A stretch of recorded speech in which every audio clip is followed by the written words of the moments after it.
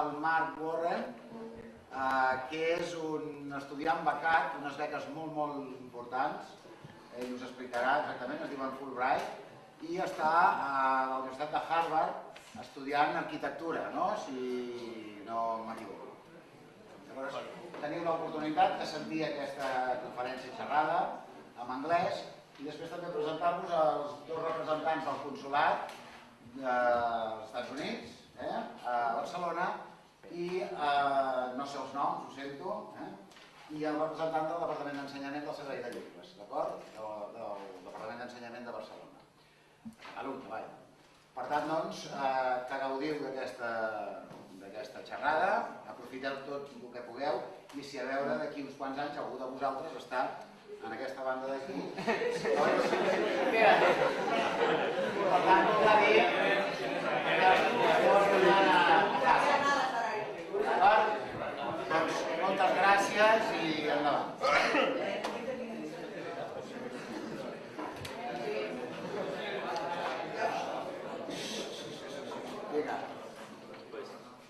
Alright, I'm going to... Obrim una mica.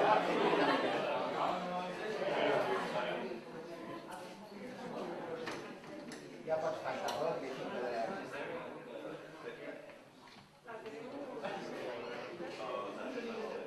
A veure, el Francesc, a veure. Francesc tenia.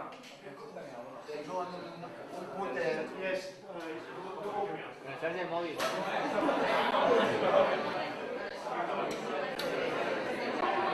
Okay, so while he's going to look for the clicker, I'll introduce myself a little bit. I am going to be speaking in English because it seems the point of this is through the U.S. Consulate and the Generalitat's Departament d'Ensenyament to engage a little more with English, and hopefully I can teach you something or have you think in maybe slightly new ways. But please, if I say something that you don't understand, stop me, ask me what I'm saying. I'm used to talking to, professors and people who appreciate words for how long they are. So I'm going to try to be concise and clear.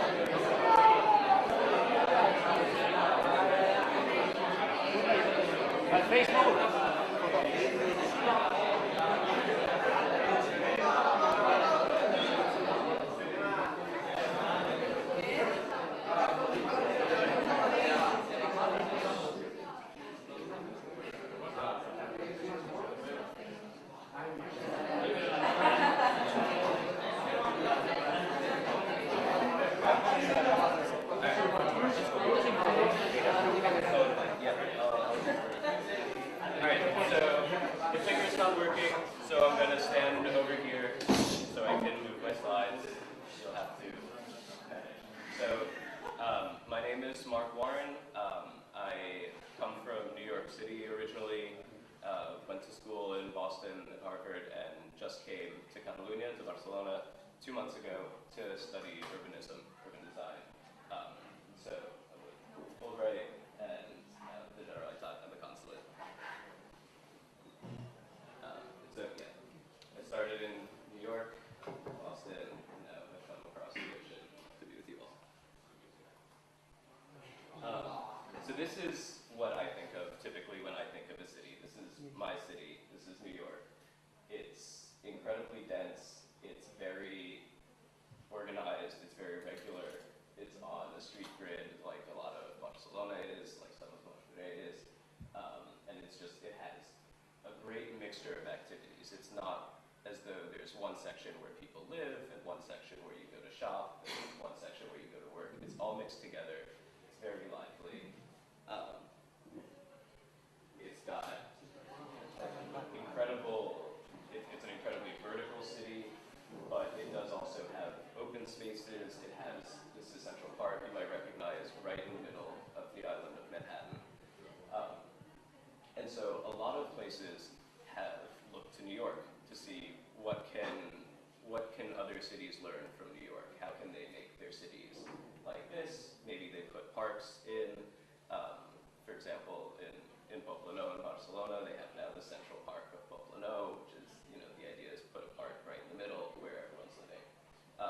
And so what I am here to do is go the other way. Say, basically, Barcelona has a huge tradition of urban planning and urban design history and has done some really incredible things. What can cities like New York learn from Barcelona? Or, on the other hand, if there are things that Barcelona has done that maybe aren't so good, what should we avoid? So that's pretty much what I'm here to do. So I'm assuming everybody here goes into Barcelona pretty frequently, right? Yeah. So you know the city. This is the Ciutat Vella with La Rambla going up. What do you guys? So the other thing is, I want you all to participate a bit too. I don't want to just talk to you. I want you guys to maybe try to engage with this. What do you think when you think of the Ciutat Vella, the whole city? And anybody just say things. És a qüestió. No sé què dir. Què penseu de la Ciutat Vella com a veiem? Alright. Totally cool. If you want to jump in at any time, just feel free, say something. I'll tell you what I think of it. As somebody from the outside coming in, I'm walking around these tiny narrow streets. I think it's beautiful. I think, it attracts lots of tourists. I think it makes things difficult. I would never try to drive there. It's taken me months to learn how to get around there. It's very confusing. Until the 1980s, it was also really degraded. It was very run down. It was not a part of town that people really wanted to go to. And over the 1980s and 1990s, it's gone through a huge, huge transition, largely because of urban planning, because of designers working for the city, installing new projects, basically making the streets better, making public spaces better, and just trying to raise the quality of life in the area.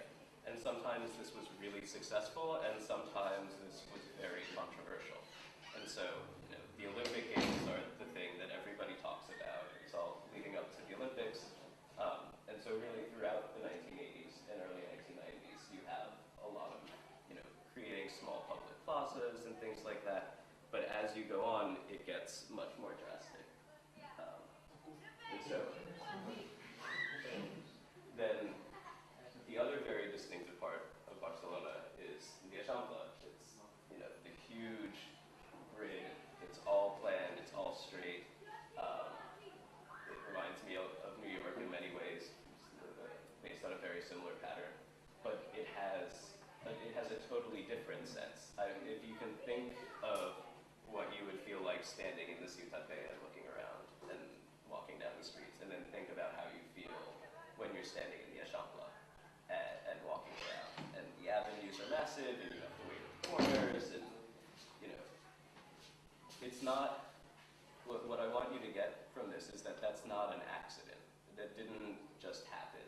The city doesn't just come from nowhere. This is all planned. People were at some point thinking, in this case in the 1850s, how do we make the city bigger? We should do it according to this grid. And that's what's still being followed today. And so this is, you've probably seen this at some point or another, but the old city down here looking like a total labyrinth, a maze, a mess, and then the big new Eixample, which brings with it its own problems. It's monotony, its lack of hierarchy. It doesn't feel like there are any streets that are really that much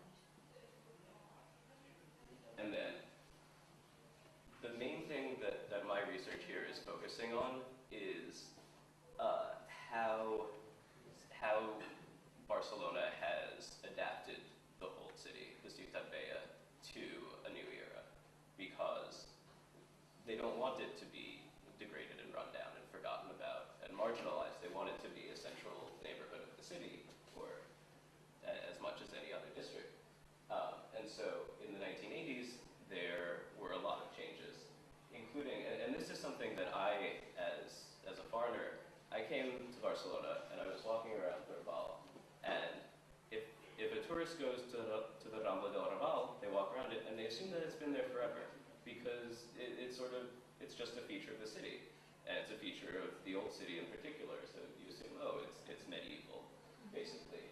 But there were 5 city blocks there until the 1990s, and the Rambla del Raval itself didn't open until 2000. It's totally new. It totally changed the feel of the neighborhood and the city. And people do argue for hours and hours and days about whether this was a good thing, whether this was a bad thing. Any project like this has disadvantages in that typically buildings are destroyed, people have to move. In the United States in particular, that to me as an outsider, that's a very strange concept, because in New York, if you wanted to knock down a block of buildings, it would require a 30-year lawsuit, whereas here, the state has the ability to make these changes that it thinks are necessary and thinks makes life better for everybody. So that's why I'm here. I'm studying these things.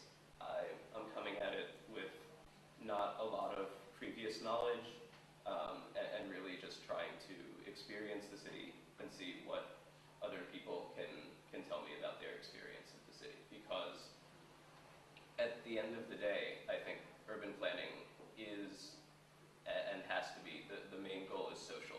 It's to make the lives of the inhabitants better. And so, I'm trying to examine this in light of how does everything affect that? How does a given project make people's lives better? And how do things like tourism, like trying to bring in international business, being a world city or whatever, how does that affect that goal? So here, this is, I think, classic Ciutat Vella, and then the Eixample, it's open. It definitely has more. It has advantages in that sense. It's breezy. It's airy. It has trees, but it loses something.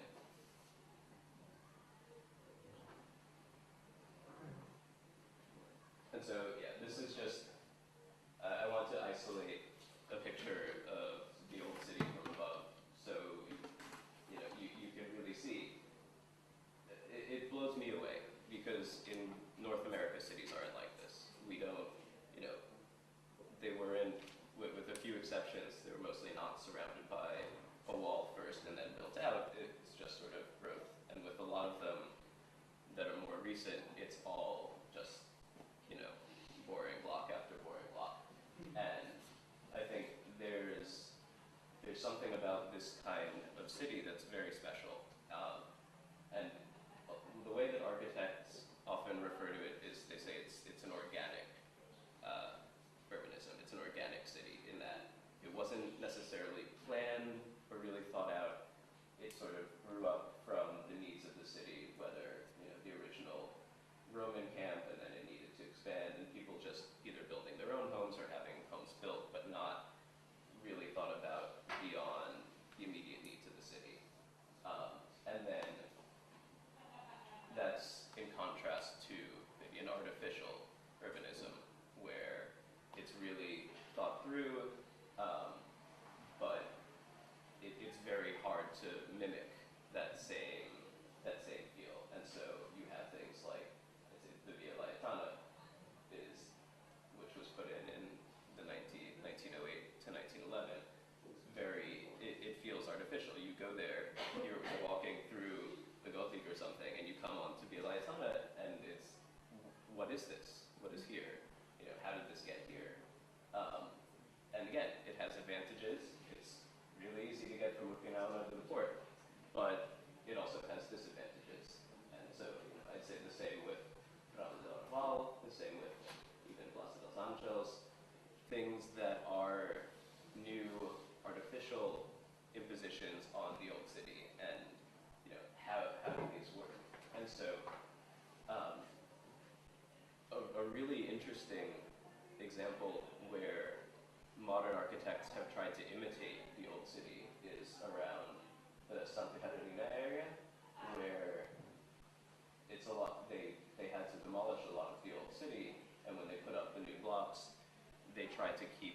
sort of old, curving, maybe irregular street pattern. And there are buildings where they have passages underneath, which you wouldn't normally see in a new building. It's not necessary. It's not necessarily efficient, but it preserves the city. It's a way of preserving the feel of the city as opposed to maybe an individual building or an individual street. Okay, we can play a game. Who recognizes this? Who can tell me what it is?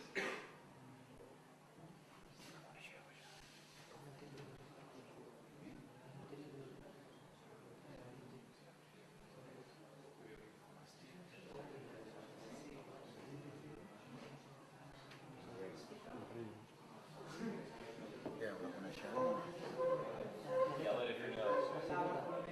Exactly. We have a winner. It's La Barceloneta. Barceloneta was planned in the 1750s. It's later than the old city, later than the rest of Ciudad Bella, for the most part, but before the Eixample, before the newer developments. And so you have it totally on a grid, facing, of course, the Ciudadela to prevent any sort of uprising. They want to make sure they can look down all the streets. And, you know, I think this also has a totally different feel from the Eixample and from the Ciudad Bella, walking around the streets there. And when I say, you know, a feeling, it's what I'm talking about is how you experience the city, how you move through it, how you go in and out of buildings, you know, and just the sensation that you have when you're on the street. It's very hard to quantify why one neighborhood maybe feels more cozy or comfortable, and one neighborhood feels more alienating or isolating. But I think one of the great things about Barcelona is that it provides so many different examples. It has so many different neighborhoods with lots of different typologies, and so you can really see a lot of different instances. Okay, this is an easy one. Who can tell me what this is? Very good. So this is the Eixample. I've blacked out all the other parts just so you can see like how expansive it is. This is based on a plan that was made 150 years ago, and in the part of the city that's being developed more now, they're still following it. It's this commitment to preserving an artificial typology, I would say. That's not the organic kind of the old city, but one that has a character of its own, that defines a big part of the city. And so you can see, if you zoom in on the edge of Ciudad Bella, just how incredible the contrast is. And you can see how people walking from the Eixample just immediately get lost. Can't figure it out. What also really fascinates me is parts of the city where you have overlap. So this is Poblano, this is the cemetery in Pala. And you can see in a lot of places there are the earlier streets that typically follow rieras or torrents or farm canals. But on top of that, you have the Cerragre. And so, as an urban planner, the question then becomes, which do you value? Which would you choose? You can preserve this earlier type with the narrower streets that's not set to the grid, or you can choose to preserve, you know, the big Eixample and really unite the whole city. And there's no easy answer. There are a lot of conflicts between the different types, but and I think the conjunction of the types makes for a really interesting neighborhood as well.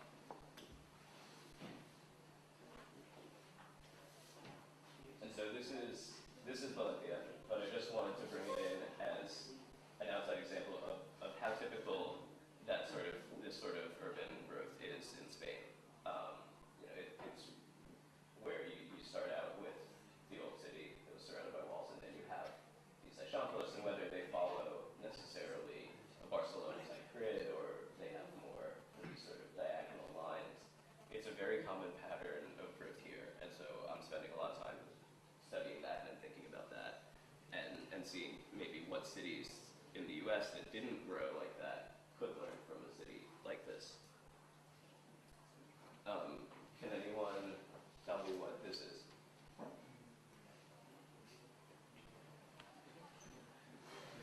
You guys should know this. You should just yell it if you know.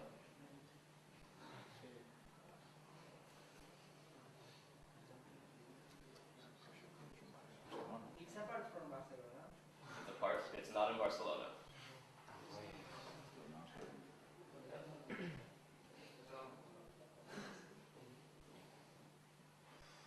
So this is, according to my research, this should be the old city of Monterrey.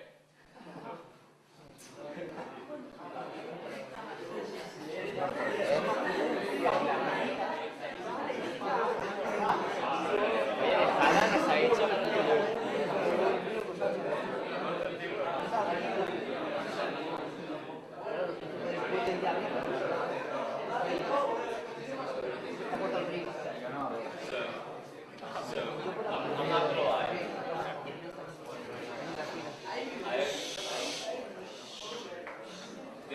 At this part, I'm relying on you because I want to hear your opinions. I've never been. This is my first time in Monterrey. We came in from the west through the new part of town. I haven't seen this. What do you guys think about it? What do you? I don't. Maybe some of you live there. Maybe some of you don't. But you can say, what do you think of this part of town? How do you feel? I feel insecure. It's cute. No, insecure. Insecure. Unsafe. Why? We can say that this is the part where leave the people who stole your things. No, that's honestly. So right now you're experiencing me doing research firsthand. So this is I'm getting information that I didn't know about the city. It's interesting. This happens, like I was saying, this was the case in Barcelona, where the Ciutat Vella was the part of town that you didn't want to go. You felt insecure. You thought you were going to get robbed there. Maybe you were. And in the last 30 years, not only the city has changed, but the perception of it has changed. People want to go there. It's desirable now. Maybe at some point in the near future, you all will try to rent an apartment in Alborn, and you will find that it's not possible because everyone wants to be there. So I think it's really interesting that this part of town in Monterrey is having the same issues, and maybe could be solved with some of the same solutions. So in Barcelona, one of the things they did was, if there was, I'll go back to the old city. So here, for example, there's Plaza George Orwell. We're here in front of the Merced. There used to be city blocks, and instead they knocked them down, made public plazas, and those areas become really lively areas. They get businesses, people wanting to live there, tourists, whatever, but by removing something that maybe didn't help the neighborhood much, they were able to put in something that did. And I don't know, like I said, haven't been here. Maybe Monterrey is doing the same thing. I can see definitely here, I don't know if you recognize this plaza, but it's something where there must have been buildings there before between those two streets, and now there's a public space. Spaces like small plazas that, and the other thing is, especially in Barcelona, for better or for worse, tourism has been a big thing to revitalize these areas.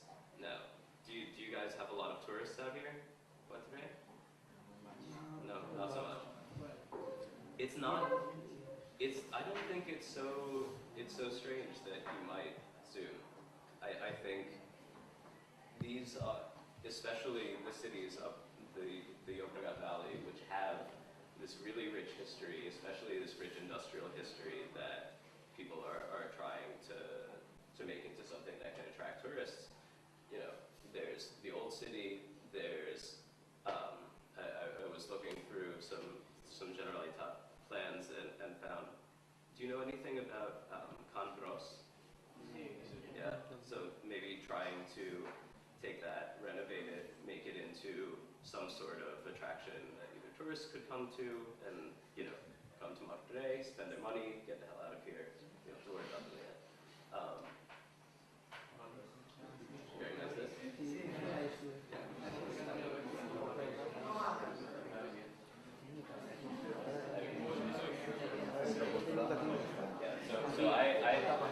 This is the part of Monterey that I've seen a little bit of. We came in through here and then got lost in here and came back out. So this, I think this is also, you know, totally fascinating in a totally different way from the old city. You know. How do you guys feel about this part of Monterey?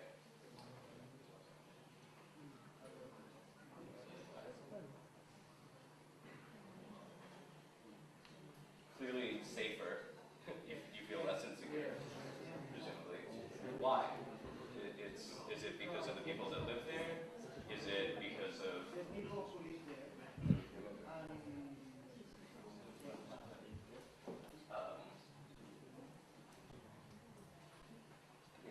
I'm assuming it feels, just from what I've seen, it's much more open. It's much closer to like Barcelona's Eixample.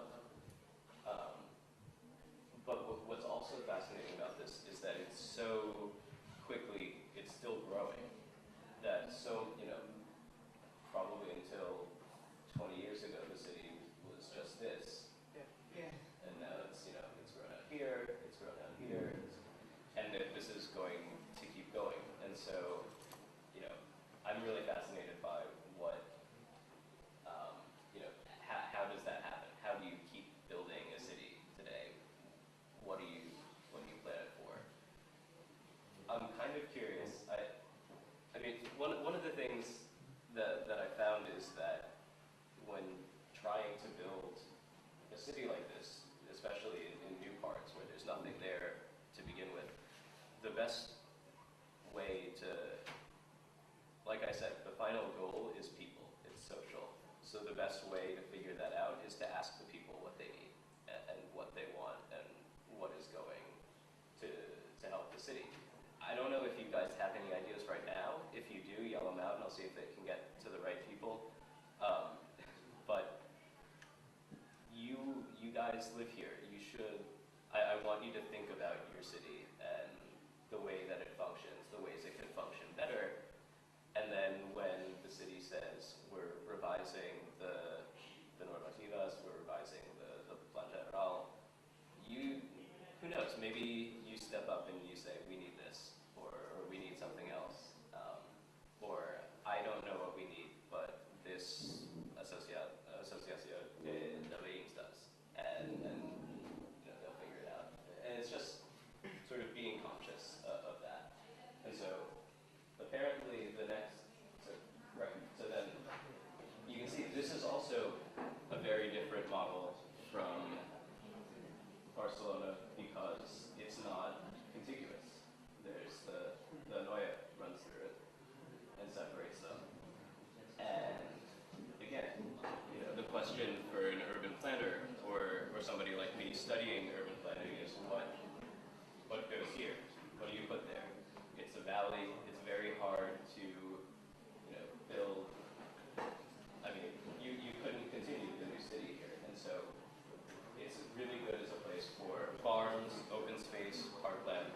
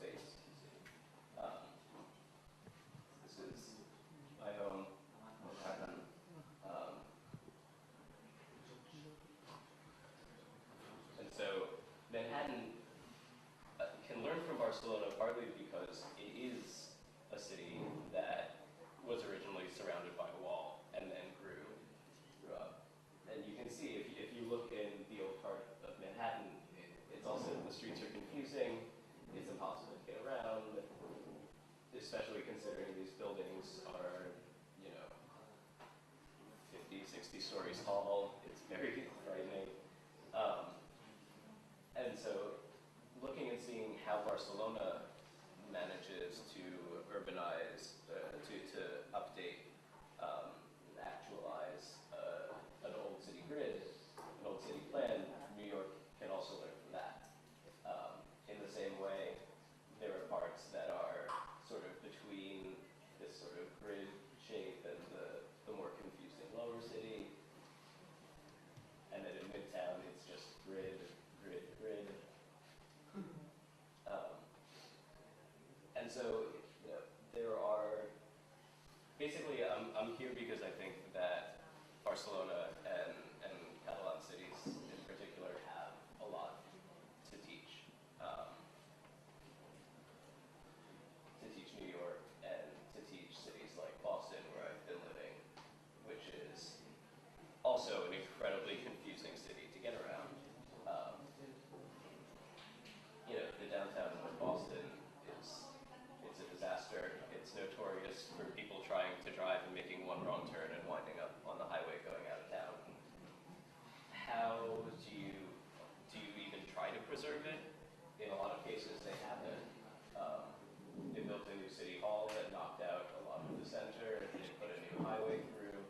There was a time when in the United States, people thought you just couldn't do anything with that kind of city.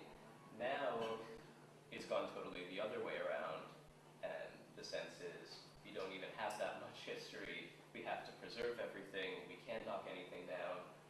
And that's also not really a good way to do things. You can't change, you can't grow, you can't adapt. A city like Cambridge is another good example where there's this huge mixture of, you know, there's no rhyme or reason, as we say. And then there are other areas. This is Charlestown. I don't know if you saw the movie The Town. That was set there, which is just totally cut off by the highway and by rivers. You can't even get from here to here by bridge or anything. It's a totally isolated neighborhood, and it becomes totally ghettoized. So how do you solve problems like that? And then, so I was saying some American cities just start from nothing, and they just build them recently. So this is Chicago, for example, and they have a north-south grid, and it just goes, as you zoom out, it just keeps going. It just keeps going out to the countryside. It doesn't stop. At this point, we're on like the level of the state here. So this is, you know, different states. And to give you a sense, on the same scale, this is Catalonia. You know, no different. Yeah. And it's also, it's such a different pattern of urbanization here. It's, instead of, you know, could you imagine the Eixample grid expanding through the Barcelona and up into the Pyrenees and out, you know, along the coast? It's ridiculous to think about, because here, you know, you follow the river valleys and sort of the older patterns of settlement, and it's a way that makes a lot of sense. It's, you know, when you have nature shaping the way that you're living, and that also makes it very heavily urbanized. So in a place like this, you know, this is a city, the area slightly around it is almost a city, and the rest of this is like, it's all totally rural. But people are definitely living along all of these, you know, grid lines. And so that makes for a very, what we would say is an unsustainable urbanism. You have people, you know, expanding out beyond transportation links. For example, there's no way you could have public transportation for this whole area. So everybody has to have a car. It's, I'm from, so in New York is one of the only cities where you can even live without a car in the United States. This is, you know, a disaster. Catalonia, on the other hand, you can get almost everywhere by train or by bus if that doesn't happen. Because, you know, it is organized in these axes. It is organized in these very dense, something like 95% of Catalonia's population live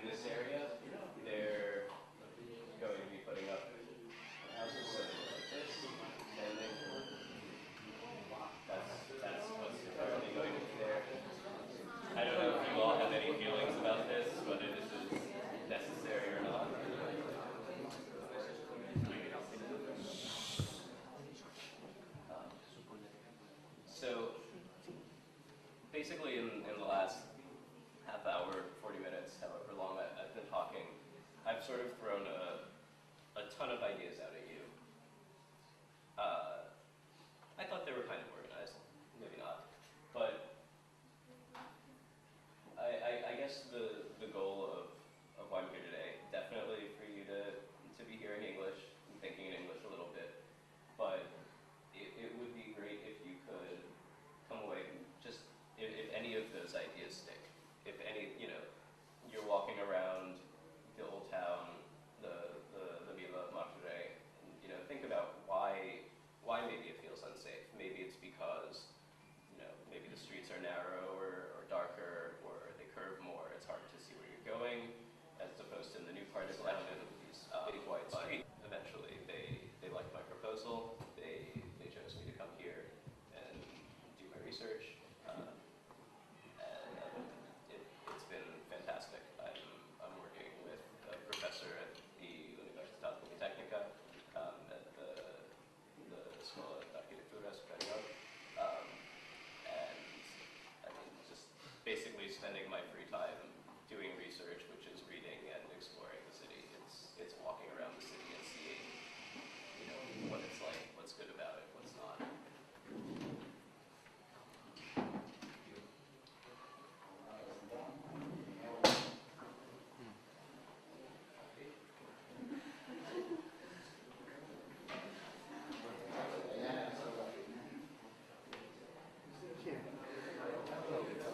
And one thing that I don't understand that, are you saying that Barcelona is disorganized? I'm not saying it's disorganized, but it has grown in a lot of different stages.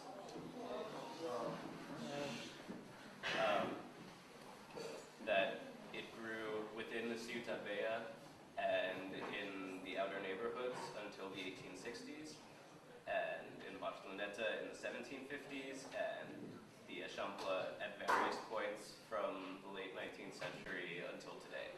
And then, not that it's not disorganized, but that different parts of the city have been built according to different thoughts and different ideas. And so part of the job now is how to organize it. How does it all work together? And I think it does work very nicely together. It's a city that has lots of different nuclei. It has lots of different central areas. Each district could, if you picked a district and cut it off and dropped it in wherever, the Pyrenees, or the Garrocha, whatever, it would be a sustaining city. It would basically be its own city. Working together as one metropolitan center, it's really something special, fantastic. And it's something that I think other cities can learn from, that a city like Chicago, that's all on a grid, it doesn't have that differentiation in the type of city that it is. It has to do that some other way. So I think Barcelona is kind of disorganized, but I think that's a great advantage. I think particularly, the Ciutat Vella is totally disorganized. It has its own internal logic. It has, it makes sense which streets are going which way, but it made more sense when they were first built and had different uses.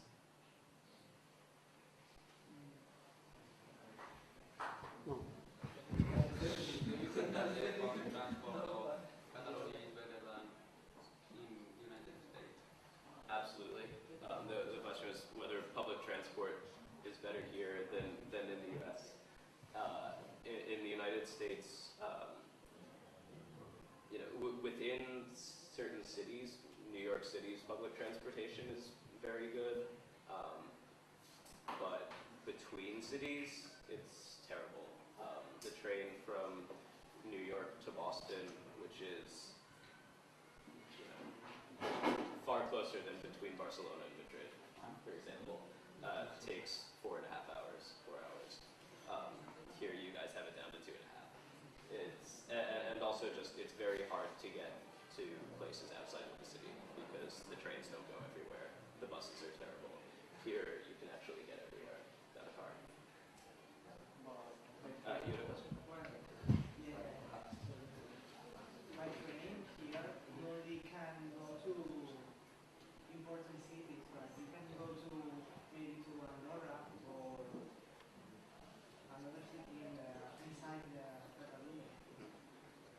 That's true. No. So the trains here are limited, but I think the bus network makes up for it. You know, you can't get the train to Tanzara, but you can take it pretty close and take a bus, or you can take a bus from where you need to go. I think, and particularly within, just the Barcelona metro area, you have the metro, you have the FJC, you have the Rodalies, you have the Renfe. You have these different scales that manage to reach all the different places. For example, in underground of New York City, the trains get in the station by two or 3 minutes, pass one train, and here in Madrid, for example, there's one train to Barcelona in an hour or in half an hour. In the comments on the frequency of the trains, and honestly, in New York, you often have to wait 20, 30, 40 minutes for a train that doesn't come, and we don't have clocks that say when the train's going to come, so you're just waiting on the platform, hoping every second that the next minute your train's going to come.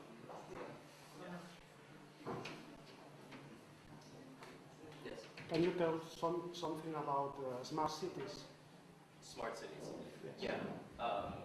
So one of the biggest pushes in urbanism lately has been for smart cities, which would be cities that are really thinking about the future. Cities that are thinking about how, particularly the environmental impact of their growth and their sustainment.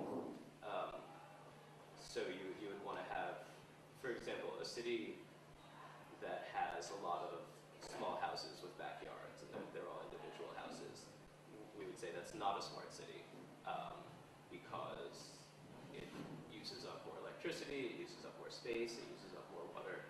A smart city would be, in theory, compact, would try to save energy where possible, reduce carbon footprint, so you do that through good public transportation, which is easier in a small city anyway. Basically trying to avoid the sort of wastefulness that American cities experienced in their growth over the 20th century. I was referring to the network of sensors and everything being connected between buildings with different type of sensors. From that point of view.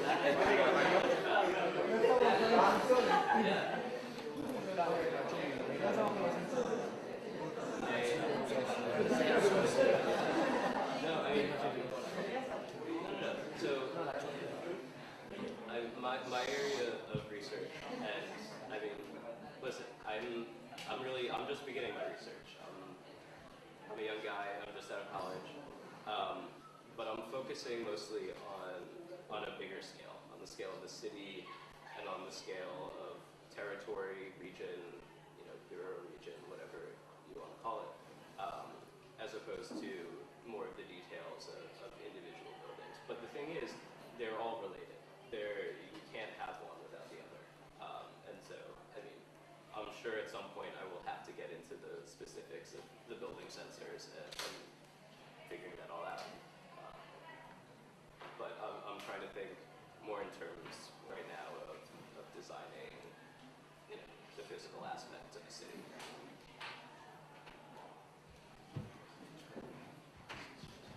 Thank you, Warren.